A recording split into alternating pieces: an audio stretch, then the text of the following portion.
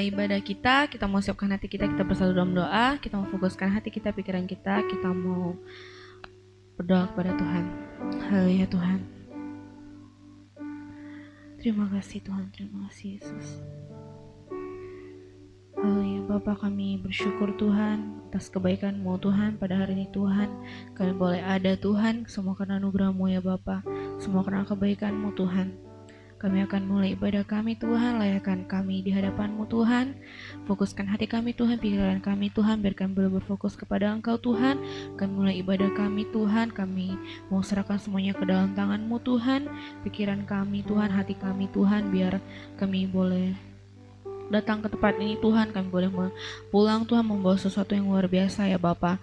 Engkau yang memberkati ibadah kami, Engkau yang hadir bersama dengan kami, Engkau yang melalui setiap kami ya Tuhan. Terima kasih Tuhan, kami menyerahkan ibadah ini ke dalam tangan-Mu.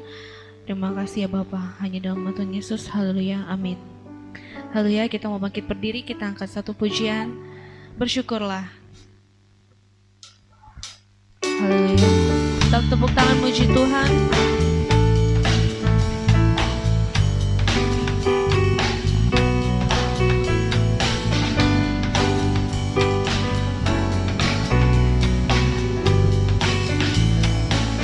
Datanglah ke baitnya.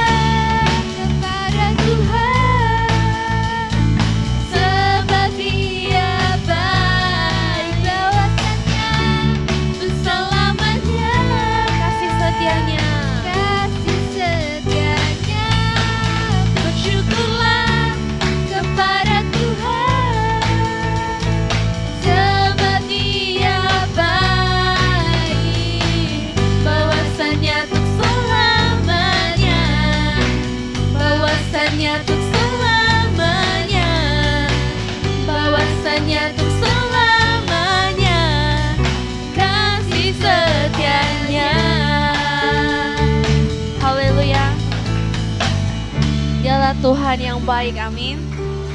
Dialah Tuhan yang dahsyat, dialah Allah yang hebat. Kita mau angkat pujian, kita mau lebih lagi bersukacita, kita mau lebih lagi bersorak. Haleluya.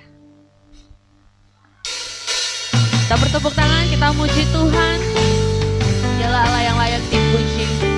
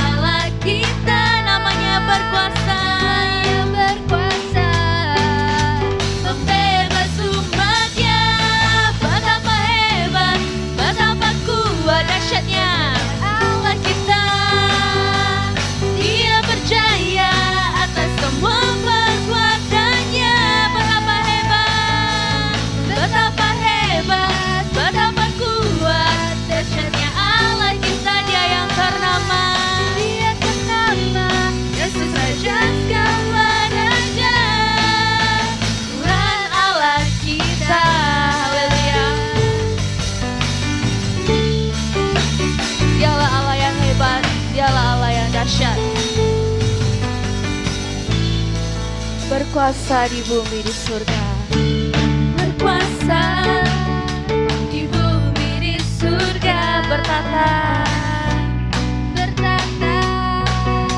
dalam kemuliaan.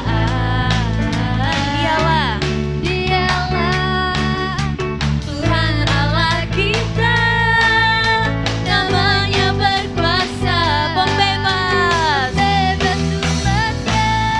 betapa hebat, betapa kuat, dahsyatnya Allah kita. Dia berjaya atas semua perbuatannya. Betapa hebat, betapa kuat, dahsyatnya Allah kita. Dia ternama Yesus Raja segala raja, Tuhan Allah kita. Cuma Tuhan katakan, betapa hebat, betapa kuat, dahsyatnya Allah kita. Dia berjaya atas semua perbuatan. Haleluya. Katakan betapa hebat, betapa kuat, dahsyatnya Allah kita. Dia yang ternama Yesus Raja segala raja. Katakan betapa hebat, betapa kuat, dahsyatnya Allah kita. Dia berjaya atas semua perbuatannya. Betapa hebat, betapa kuat, dahsyatnya Allah kita. Dia bernama Yesus Raja segala raja, Tuhan Allah kita. Haleluya. Dialah yang hebat, dialah yang berkuasa.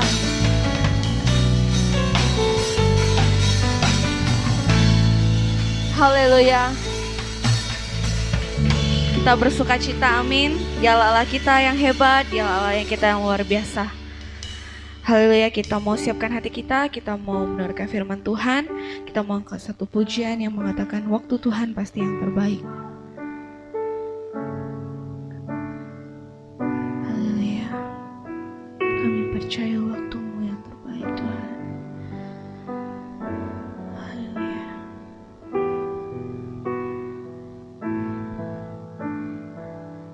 Terima kasih Tuhan, terima kasih Yesus. Bila Kau izinkan sesuatu terjadi, kami percaya. Ku percaya semua untuk kebaikanku. Bila nanti telah tiba waktumu, ku percaya kuasa memulihkan hidup kami. Katakan waktu Tuhan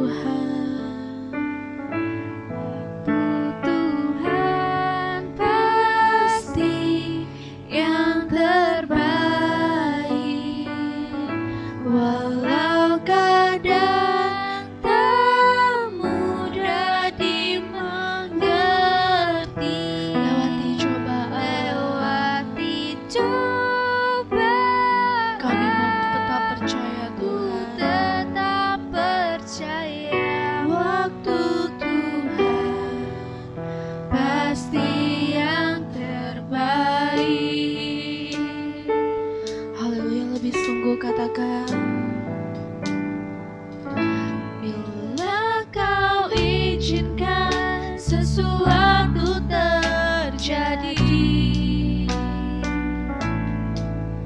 Ku percaya semua untuk kebaikanku.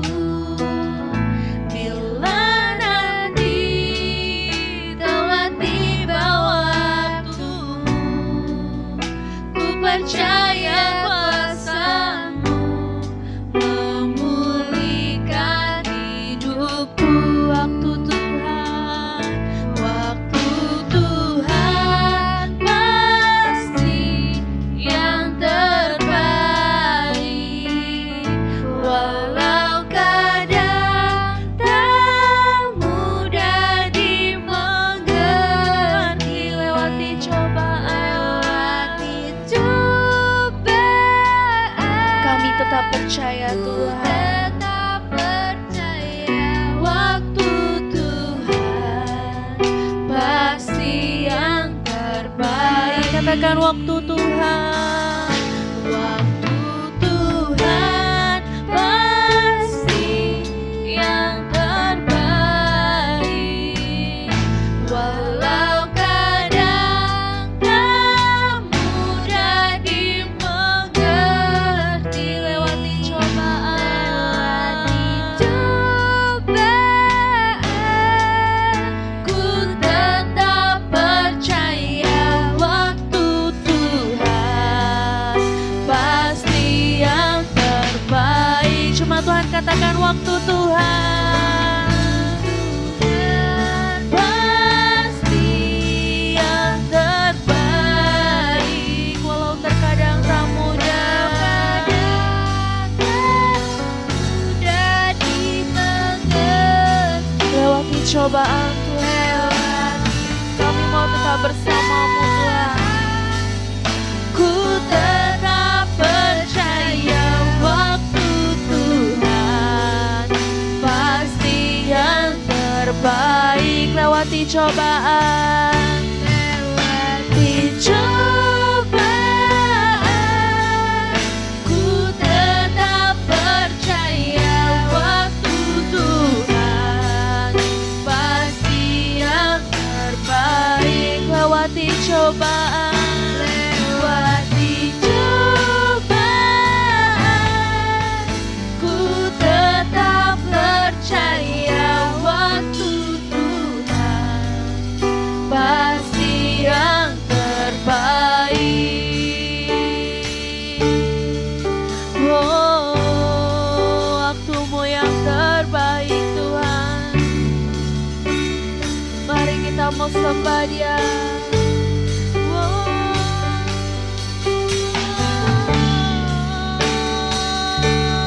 Kami percaya Kau yang terbaik. Kami percaya waktu-Mu yang terbaik.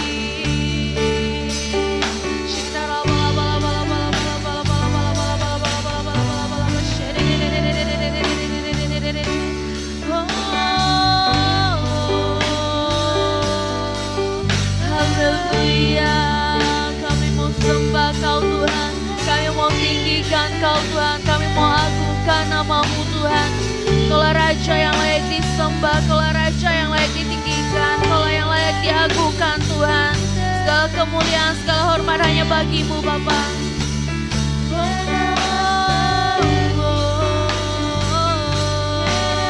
Haleluya.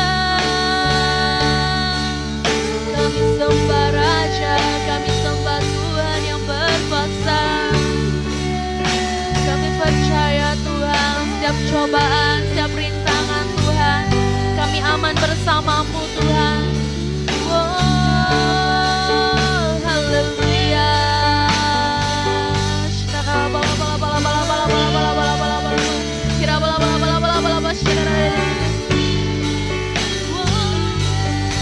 Haleluya Tuhan.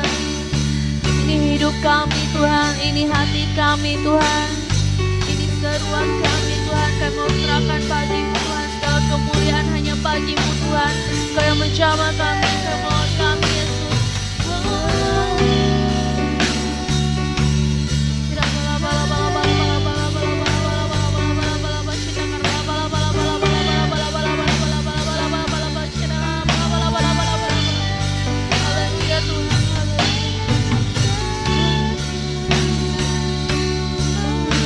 percaya waktumu terbaik. Kami percaya Engkau Tuhan. Kami percaya janjimu. Kami rindukan lawatan-Mu Roh Kudus bekerja.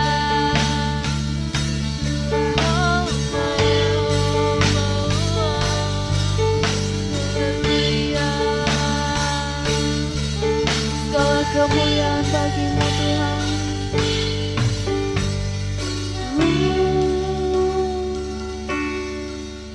Kaulah Raja kami Tuhan. Kaulah yang layak disembah Tuhan. Kaulah yang layak ditinggikan Tuhan. Tiada yang seperti Engkau Tuhan. Haleluya Tuhan. Segala kemuliaan bagi-Mu Tuhan. Segala hormat hanya bagi-Mu Tuhan. Haleluya. Kita mau angkat pujian ini dari refnya. Yang lembut kita mau katakan waktu-Mu yang terbaik. Haleluya. Kepada hambanya saya persilakan. Pasti yang terbaik. Walau kadang tak mudah dimengerti. Mudah dimengerti. Lewati cobaan,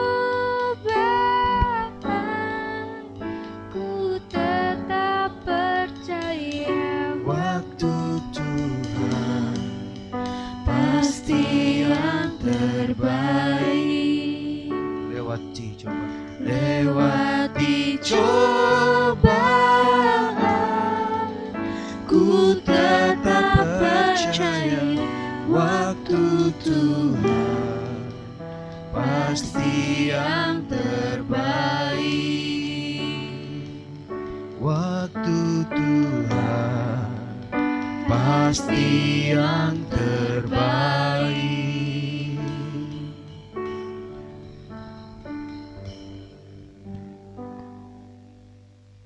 Kami mempercayai Tuhan sepenuhnya bahwa lewat setiap musim hidup kami tahu Tuhan tidak pernah meninggalkan kami.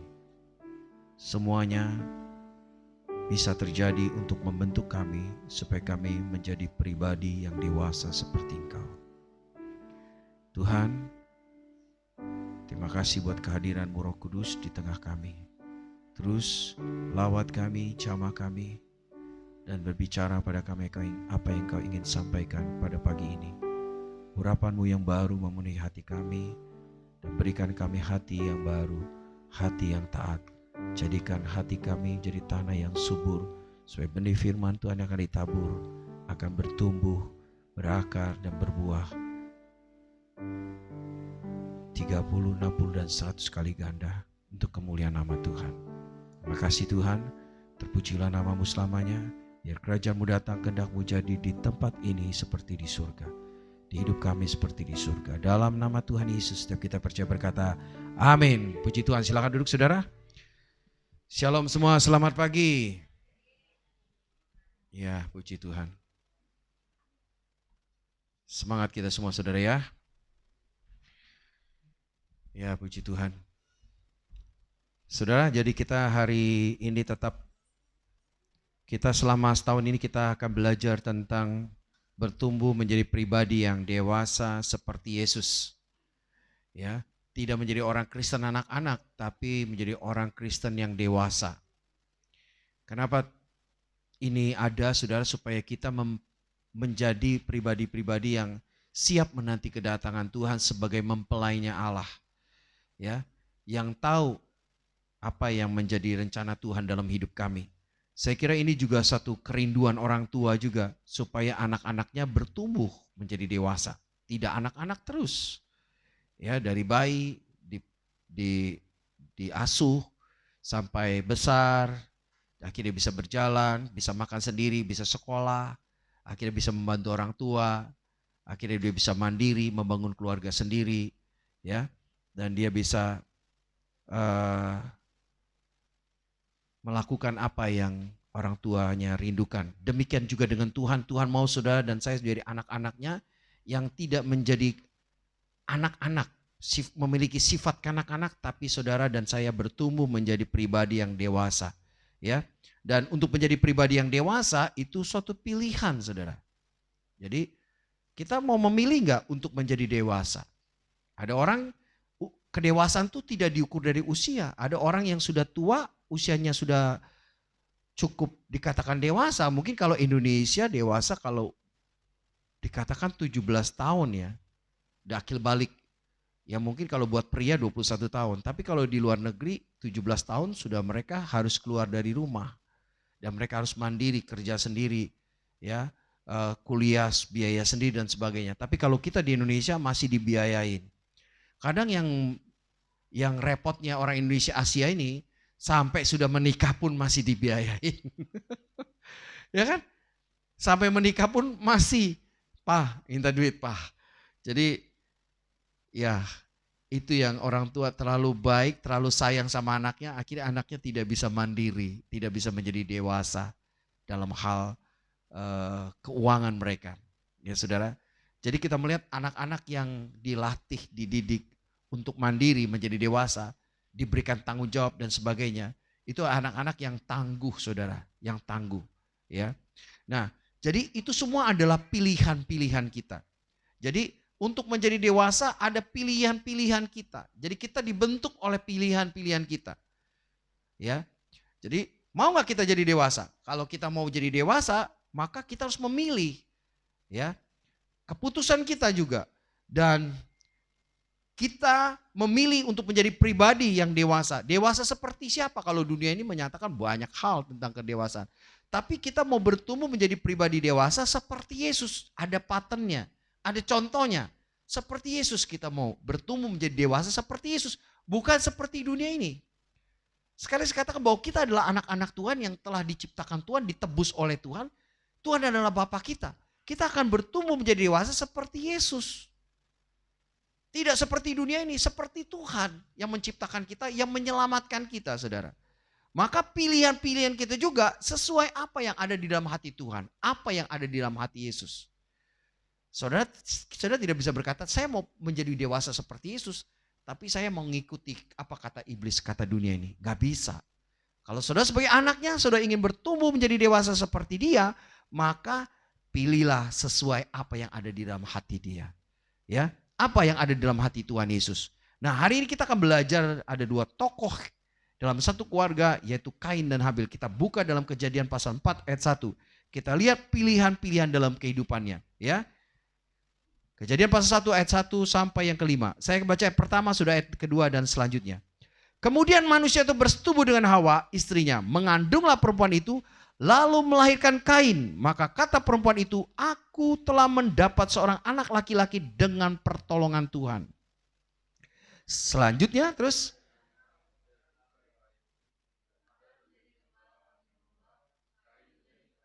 Setelah beberapa waktu lamanya, maka Kain mempersembahkan sebagian dari hasil tanah itu kepada Tuhan sebagai korban persembahan.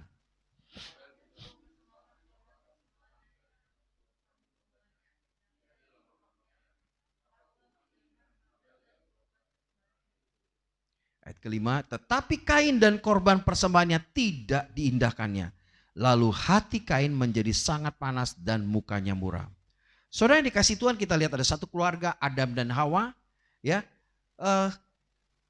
saya percaya Adam dan Hawa pasti bercerita dengan anaknya, Kain dan Habil. Ya, pada waktu anaknya lahir Kain yang pertama, yang kedua Habil lahir, pasti saya percaya Adam dan Hawa cerita tentang apa yang terjadi dalam kehidupannya. Waktu Adam diciptakan Tuhan, lalu Adam bercerita, lalu Hawa juga cerita pada waktu Tuhan ciptakan Hawa. Dan apa yang diperintahkan Tuhan, mereka cerita pasti kalau mereka juga berbuat salah, lalu mereka diusir dari Taman Eden, mereka pasti cerita dengan anak-anaknya. Mereka cerita bagaimana Tuhan itu begitu sayang sama mereka. Pada waktu mereka jatuh dalam dosa, ya, mereka juga cerita bagaimana mereka rasa malu, kehilangan, ya, mereka merasa malu, ketelanjangan mereka, lalu mereka menutupi diri mereka dengan kemaluan mereka dengan apa? Dengan daun. Lalu Tuhan memberikan kain daripada bulu domba, karena Tuhan menyembelih, ada domba yang dikorbankan di situ, lalu Tuhan kasih penutup itu dari kain, dari kulit domba tersebut. Pasti dia cerita, saudara. Dia ceritakan itu kepada anaknya, saudara. Kepada Kain dan Habil dan bagaimana dia harus bersikap dengan Tuhan. Jadi kesalahan papanya pasti diceritakan supaya anaknya jangan melakukan kesalahan yang sama. Saya nggak tahu saudara pernah nggak cerita-cerita tentang kegagalan saudara kepada anak saudara. Menceritakan bagaimana pertolongan Tuhan yang besar dalam hidup saudara. Memang Alkitab setelah ini kitab Musa dan kitab Musa dikatakan ada peraturan yang Tuhan tetapkan. Ceritakanlah firman Tuhan berulang-ulang saudara. Anak saya sering cerita, sering nanya, "Mah gimana mama ketemu papa? Pak gimana papa ketemu mama?" Cerita, dia mau cerita. Dalam pekerjaan, dalam membangun keluarga, cerita, dia mau dengar cerita. Apalagi cerita saudara. Kita banyak cerita saudara. Dengan cerita itu kita tahu apa yang papa pernah alami, apa yang mama pernah alami. Bagaimana dididik di dalam satu keluarga. Keluarga saya beda dengan keluarga istri saya. Didikan beda, nilai-nilai beda, aturan beda. Cerita saudara. Ya, semuanya itu kembali di anak-anak supaya mereka mengetahui peristiwa-peristiwa terjadi dalam hidup kita. Dengan Tuhan, pertolongan-pertolongan Tuhan. Apa yang kita alami kita cerita, saudara. Kegagalan kita juga cerita. Ya kan? Anak-anak tahu kegagalan kita pernah gagal. Ya, sehingga mereka paham tentang kehidupan ini, saudara. Mereka paham dan mereka mengenal, oh Tuhan yang dipercaya oleh papa mama saya itu seperti ini. Ya. Nah, banyak kali orang tua tidak punya waktu dengan anak-anaknya. Ya cuma dikasih uang saja, saudara. Ya mereka nggak pernah cerita. Nah, saudara tahu bahwa Tuhan menciptakan kita. Memang utamanya bahwa Tuhan mau punya teman, relasi. Membangun hubungan komunikasi dengan Adam dan Hawa pada waktu itu. Ya makanya pada waktu mereka jatuh dalam dosa, Tuhan datang. Ingin ketemu dengan mereka, ngobrol sama mereka, saudara. Tapi ternyata mereka bersembunyi, saudara. Nah ini suatu kebutuhan, Tuhan punya kebutuhan juga membangun hubungan komunikasi dengan ciptaannya, saudara. Dan Adam dan Hawa juga cerita bagaimana harus apa yang mereka dewasa, mereka bisa bekerja, mereka harus melakukan apa. Ya, dan mereka harus berbuat apa kepada Tuhan. Ya saudara, Tuhan, Adam dan Hawa mengajarkan itu seperti yang dia dapatkan dari Tuhan. Kita lihat bahwa Habil gembala domba dan kambing, Kain sebagai seorang petani.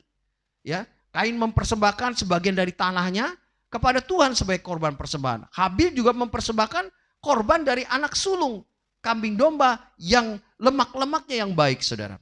Saudara yang dikasih Tuhan, kalau kita lihat dari kata aslinya ada bahasa Ibrani, Kain itu bicara tentang possession atau tempat milik, barang milik kepunyaan, atau kata yang lain dikatakan tukang besi. Ya, dari arti yang lain kemahiran. Tapi kalau Habil punya arti berarti hembusan nafas. Ya, atau yang keduanya kesia-siaan. Ini kata Kain dan kata Habil. Kita melihat mereka bekerja sebagai Kain sebagai petani dan Habil sebagai penggembala kambing domba, peternak, saudara. Kita melihat ada gambarnya apa yang mereka lakukan. Mereka berhubungan dengan tanaman, satu berhubungan dengan hewan. Ya. Dan setelah mereka bekerja punya hasil. Dan mereka diperintahkan, mereka diajar oleh papa mamanya bagaimana mereka harus mempersembahkan kepada Tuhan, saudara. Mereka lakukan itu, mereka membawa hasil dari pertanian mereka, hasil dari ternak mereka, penggembala mereka. Mereka bawa kepada Tuhan, saudara. Mereka persembahkan kepada Tuhan.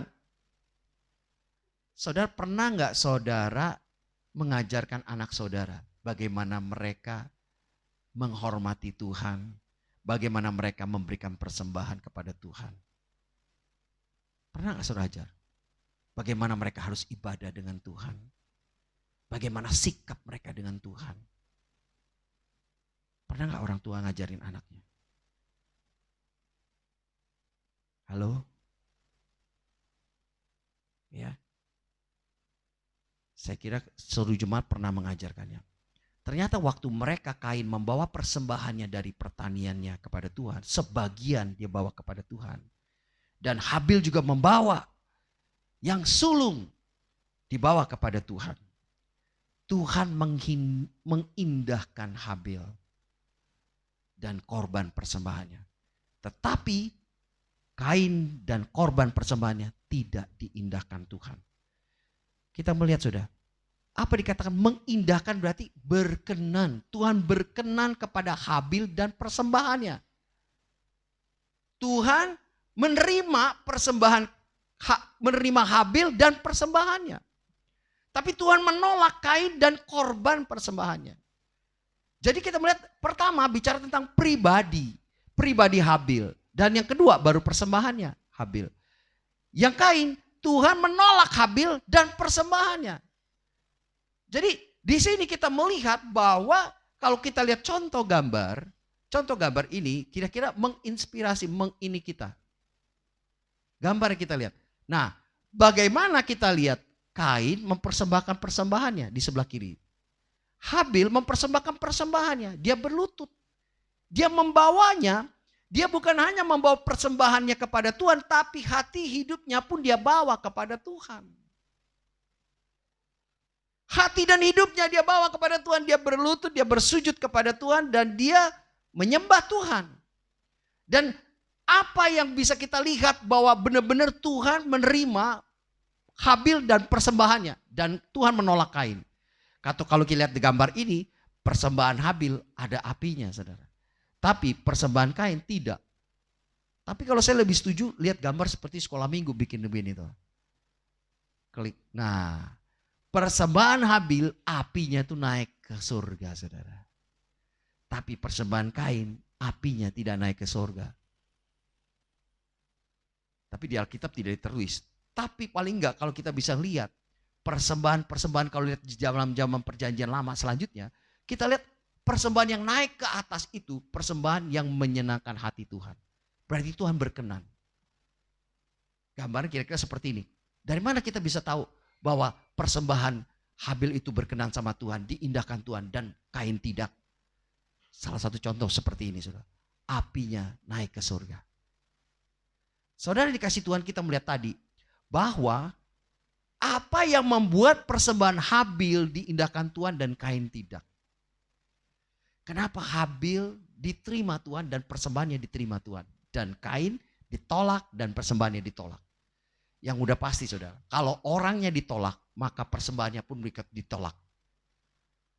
Betul gak, saudara? Kalau orangnya aja gak diterima, apalagi persembahannya.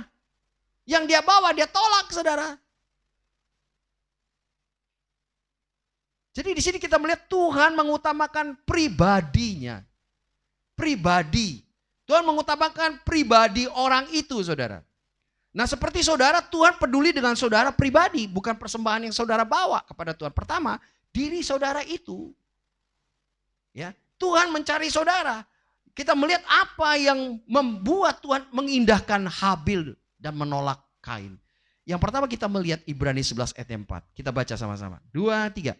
Karena iman Habil telah mempersembahkan kepada Allah korban yang lebih baik daripada Kain. Dengan jalan itu ia memperoleh kesaksian kepadanya bahwa ia benar karena Allah berkenan akan persembahannya itu, dan karena iman ia masih berbicara sesudah ia mati. Jadi yang mengindahkan Tuhan itu adalah iman, saudara. Imannya Habil hidup beriman kepada Tuhan, Kain tidak. Iman yang membuat kita berkenan kepada Tuhan. Tanpa iman tidak mungkin kita berkenan kepada Tuhan. Jadi iman itu bicara tentang apa, saudara? Tentang kepercayaan. Iman itu tentang kesetiaan. Iman itu bicara tentang tulus. Iman itu bicara tentang suatu bukti, saudara. Iman suatu kepercayaan, mempercayai Allah juga. Imanku, imanmu, percayaan, keyakinan kita. Ada bicara tentang di dalamnya ada tulus, bicara tentang suatu bukti, saudara. Kalau bicara tentang kesetiaan. Habil begitu percaya sama Tuhan, bahwa Tuhan itu begitu setia. Dia begitu percaya Tuhan bahwa Tuhan itu benar-benar nyata mengasihi dia. Dia percaya, saudara. Sebab tanpa iman gak mungkin kita berkenan pada Allah. Pada waktu saudara dan saya datang ibadah pada hari ini, saudara percaya nggak bahwa Tuhan hadir di sini, Tuhan ada? Atau kehadiran kita cuma hanya sekedar rutinitas? Ya, sekedar hari Minggu udah mesti ibadah-ibadah. Apakah sudah datang karena seseorang? Mau ketemu si A, si B. Jadi kehadirannya cuma karena takut kalau nggak datang diteleponin sama Pak Ali dengan Ibu Ali. Jadi kehadiran saudara datang bukan suatu bukti bahwa saya mau datang sama Tuhan karena Tuhan begitu mengasihi saya. Saya percaya pada waktu saya datang beribadah, Tuhan ada di tengah-tengah ibadah saya, ibadah kami. Tuhan benar-benar melihat dan memperhatikan apa yang kita sedang lakukan. Jadi berbeda sekali orang yang datang beribadah dengan asal-asalan saudara, tanpa persiapan. Habel melakukannya dengan sepenuh hati. Di situ ada bicara tentang ada komitmennya kepada Tuhan. Dia dengar tentang Tuhan, cerita dari papa mamanya, timbul imannya bahwa Tuhan itu ada, memperhatikan bahwa Tuhan itu menciptakan langit dan bumi, bahwa Tuhan itu yang menyelamatkan, menebus. Imannya percaya kepada perkataan papanya yang disampaikan, tertulis firman Tuhan. Ada komitmen, dia mau menyerahkan dirinya kepada Tuhan. Iman itu bicara tentang juga apa? Keinginan untuk mengenal dia, saudara. Mengandalkan dia, berharap sama dia. Orang bisa kelihatan orang ini beriman apa tidak sama Tuhan, bisa kelihatan saudara. Dari apa? Dari sikapnya. Dari apa yang dia buat. Kalau kita ibadah, lalu kita main-main HP, terus kita ngobrol-ngobrol. Kita gak percaya Tuhan hadir. Ya kan? Kalau kita percaya Tuhan hadir, berarti kita akan mempersiapkan diri dengan baik. Mendengarkan. Mengenal dia lebih lagi, saudara. Karena iman kita diperhitungkan oleh Allah. Abraham juga diperhitungkan imannya. Sekalipun gak ada dasar untuk berharap, Abraham tetap berharap sama Tuhan bahwa dia di usia udah sampai 75 tahun Tuhan janjikan, sampai 100 tahun Tuhan baru beri anak. Dia tetap percaya sama Tuhan bahwa Tuhan itu betul-betul tidak pernah bohong. Tuhan itu betul-betul setia. Dia percaya penuh, saudara. Saudara percaya penuh gak sama Tuhan? Dan saudara mempercayai hidup saudara sepenuhnya gak kepada Tuhan? Bahwa dia sanggup melakukan segala sesuatu. Ada firman Tuhan, kalau dirinya saja anak yang tunggal diberikan buat saudara dan saya, apalagi yang lain-lainnya. Kalau bukti kasihnya sudah dinyatakan, dia berikan anak yang tunggal, apalagi yang lain-lainnya, saudara. Nah, banyak kita gak percaya. Banyak kita gak percaya. Cuma percayanya apa? Ya cuma satu sisi aja, tapi sisi yang lain kayaknya Tuhan gak bisa nolong saya.